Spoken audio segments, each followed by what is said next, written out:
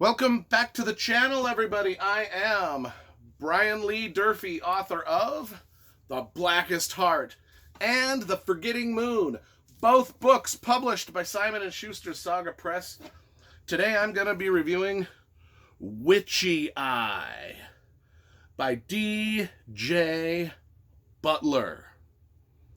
You know, we always talk about the covers first because I love graphic design and cover illustration, and this book has got one of the most striking book covers ever. Now, if I was to do like my top 100 book covers of all time, I think this book might make the list, you know what I'm saying? This is just dope. This is published by Baen Books, and it is book one in his Witchy Eye series.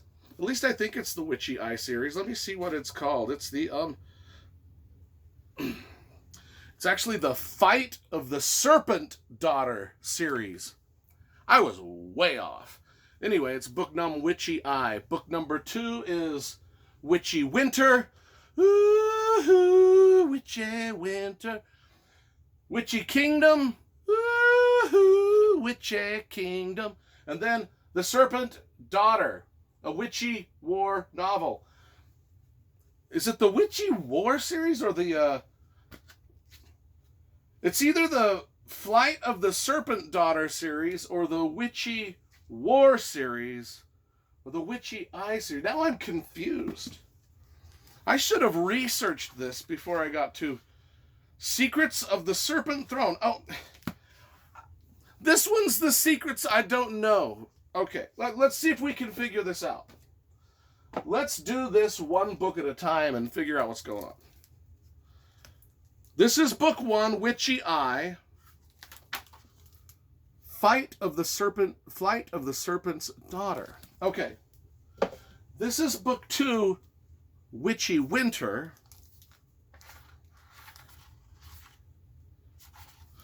War Comes to the Serpent Kingdom.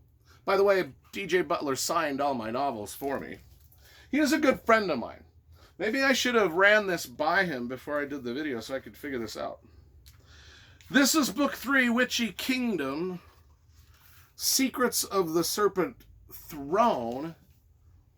And this is book 4, Serpent Daughter, a Witchy War novel. I can't make heads or tails. I don't know what the series is called. But, you know, it's got nice little maps, and all the covers are dope. That's where we got derailed here. Okay, so let's talk about these covers. They were all done by Daniel Dos Santos, one of the great cover illustrators on the planet. And he has done each one of these covers, and they are magnificent. Absolutely magnificent. So we've got to give Baen Books an A+ for these covers because they are super fly dope. All the spines look great on the shelf together, as we can see. On the back, we've got maps. All look part of the series. Even if we hold all the mass market paperbacks up together, they all look great on the shelf together. So, you know, we've spent the first 4 minutes of this video just talking about the super dope aesthetics of these novels. Baen Books just knocked it out of the park with the packaging. So, you know, I always give the publishers props when they do that. This is a great series if you want to collect a good series and have it look nice on your shelf. This is a good one to start with. What's it about? Well, similar to the way I would, these are reminiscent of Orson Scott Card's Alvin Maker books. They're sort of set in an alternate history, colonial folklore-ish America.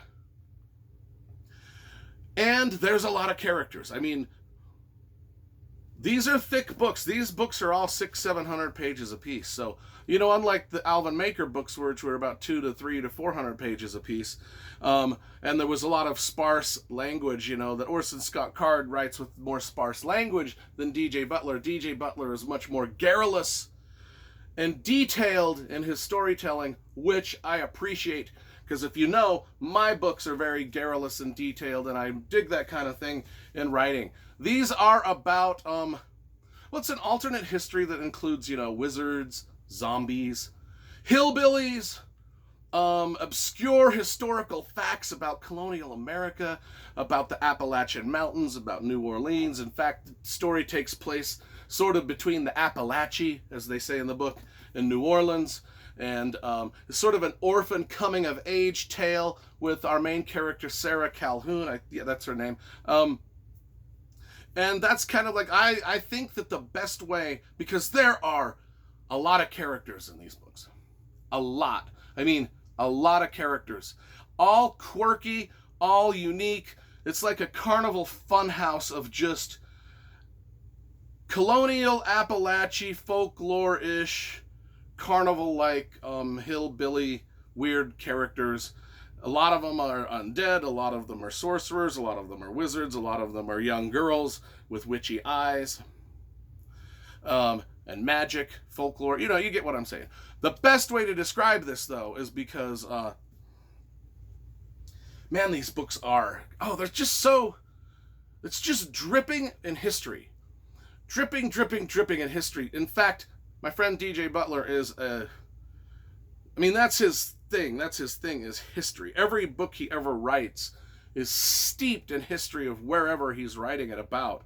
Whether, it's these Appalachie books, or he's got these other books that he wrote about, also published by Baen, written kind of about Mormon history, but they're sci-fi, alternate universe Mormon history.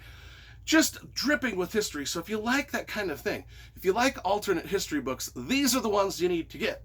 So let me read the book back of this, and then we'll be done with the review. Sarah Calhoun, a 15-year-old with a natural talent for hexing and one bad eye, has her world turned on its head when a Yankee wizard priest tries to kidnap her. Sarah fights back with the aid of a mysterious monk named Thelanus, who is one of the not quite human firstborn. It is Thelanus who reveals to Sarah a secret heritage she never dreamed could be hers.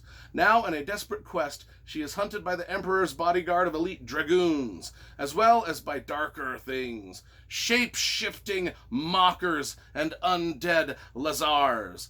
For Sarah to claim her heritage means a dangerous confrontation with the Emperor of the New World and the revelation of a destiny she could never have imagined. This is a stunning debut fantasy in an alternate history for North America, where Appalachian folk magic has shaped the landscape and society. And I liked it. Our main character, Sarah, is sort of like the typical downtrodden orphan girl with a destiny. I love it. Set in colonial America with the folklore of the Indian mysticism and just all of the stuff that goes along with that. All of the stuff swirling through the Appalachian Mountains that makes those places so beautiful and mysterious. I took a drive along the Shenandoah Parkway. It was beautiful. Beautiful place. And I was picturing that as I was reading this book. It's just great. Very atmospheric, very grim and gritty in its descriptions. Also can be very beautiful at times in its descriptions. And everything is given us a description. We know exactly where we're at.